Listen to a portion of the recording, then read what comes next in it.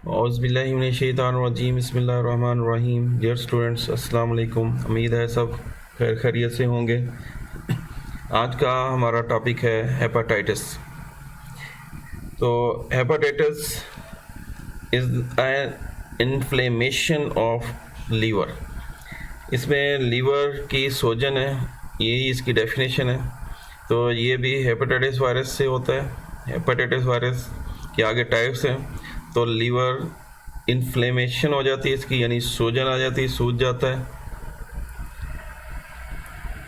तो it is usually caused. अब इसके काजेज़ क्या हैं? एक तो नंबर 1 वायरल इन्फेक्शन है। नंबर 2 टॉक्सिक एजेंट्स हो सकते हैं, यानी वायरस की वजह से भी हो सकता है, कोई जहरीले मादों की वजह से भी हो सकता है, और ड्रग्स या फिर कोई मेडिसिन ऐसी ली हैं जिसकी वजह से भी इफेक्ट पड़ सकता है।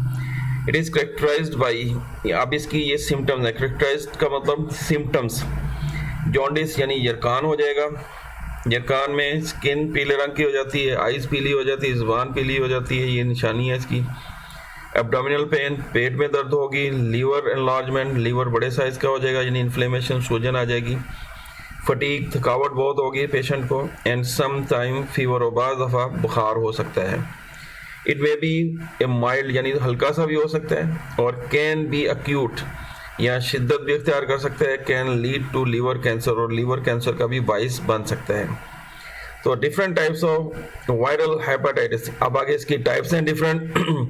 इसमें पहले वाला जो है हेपेटाइटिस ए है। पहले थोड़ा इनका इंट्रोडक्शन है, फिर 1-2 की यानी बी की डिटेल में जाएंगे, बाकी ए सी की भी बात करेंगे।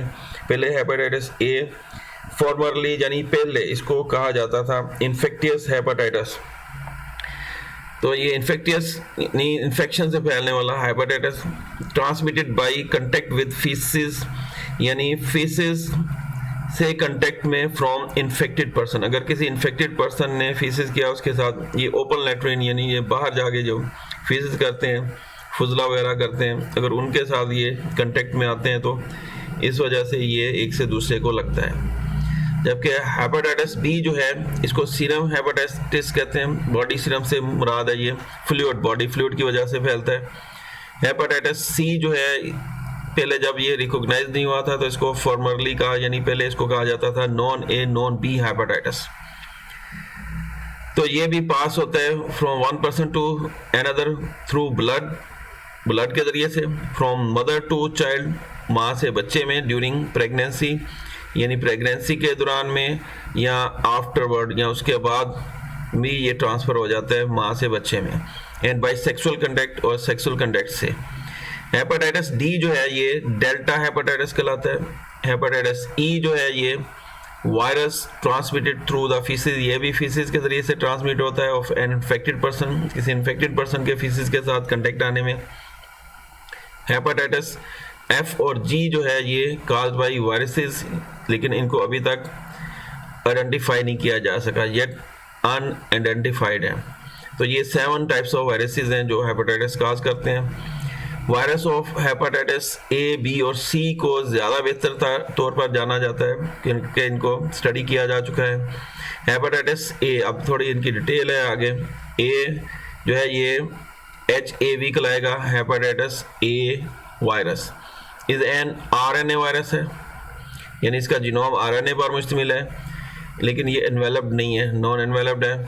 विद काजेज माइल्ड, यानी हल्के से शॉर्ट टर्म, थोड़ी देर के लिए, यानी कुछ दिनों के लिए होगा, हल्का सा ये हेपेटाइटिस काज करता है। लेस विरुलेंट डिजीज, इतनी खतरनाक बीमारी नहीं है। हेपेटाइटिस सी जो है वायरस HCV कहलाएगा, इज आल्सो RNA, ये भी RNA वायरस है, लेकिन ये एनवेलप्ड है। ए वाला अनएनवेलप्ड है, नॉन एनवेलप्ड यानी, और जो सी वाला ये एनवेलप्ड है।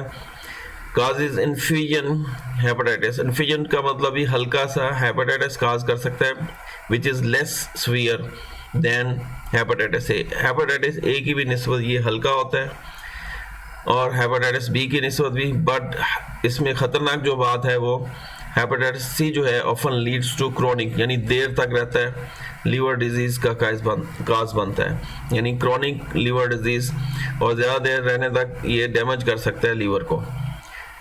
तो फिर एक और बात जो अलग से हटके है, मोस्ट रिसेंट वर्क ऑफ हाल्बर। ये हार्वर्ड साइंटिस्ट है और इसके कोवर्कर यानी साथी काम करने वाले 2001 में इन्होंने रिवील किया, ज़ाहिर किया कि पिग जो है ये could be the source of infection of hepatitis C.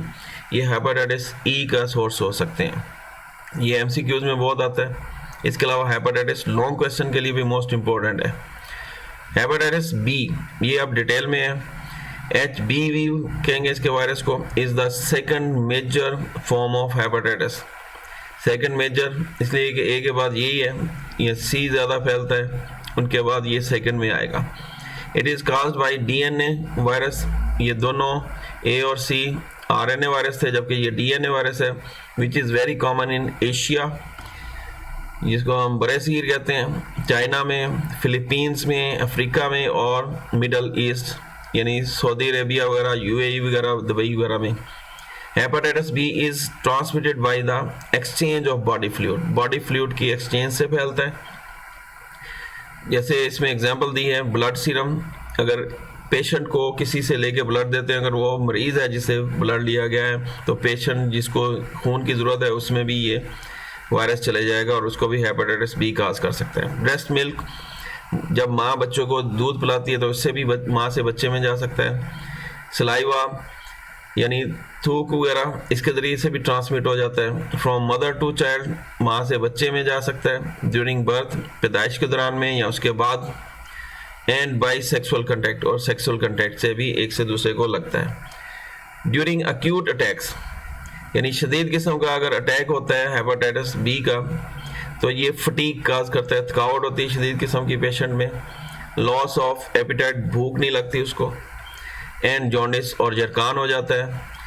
ये रिपोर्ट किए गए हैं। तो इन्फेक्टेड पर्सनस कैन रिकवर, तो हेपेटाइटिस बी से जो इन्फेक्ट होता है पर्सन, बीमार होता है, वो रिकवर हो सकता है मुकम्मल तौर पर, recover completely and become immune to the virus, और उसमें इस वायरस के अगेंस्ट इम्यूनिटी भी आ जाती है।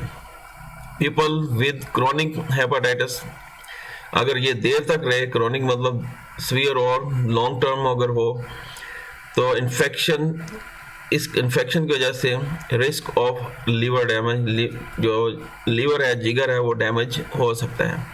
हेपेटाइटिस कैन बी कंट्रोल्ड, इसको कंट्रोल किया जा सकता है बाय अडॉप्टिंग, पहली बात हाइजीनिक मेजर्स यानी सफाई सुथराई का ख्याल रखा जाए, विद रूटीन वैक्सीनेशन, रूटीन में जो वैक्सीनेशन करवाई जाए, और screening of blood, organ, tissues of the donor. अगर कहीं ज़रूरत पड़ जाए ब्लड की या किसी ऑर्गन की या टिश्यू की, तो इसकी स्क्रीनिंग लाजमी करा लें हेपेटाइटिस बी के रेफरेंस से या किसी भी हेपेटाइटिस वायरस से, ताकि जिसको ये दिया जा रहा है रेसिपिएंट, वो भी बीमार ना हो जाए।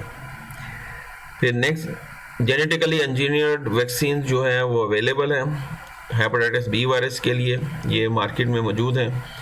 Vaccine is also available for HIV यानी हेपेटाइटिस ए वायरस के लिए भी मौजूद है, लेकिन हेपेटाइटिस सी वायरस के लिए ये अवेलेबल नहीं है। तो स्टूडेंट, यहाँ तक हमारा ये टॉपिक मुकम्मल हो गया। नेक्स्ट हमारी एक्सरसाइज है, कल हम एक्सरसाइज करेंगे। तब तक के लिए अल्लाह हाफिज़ जी।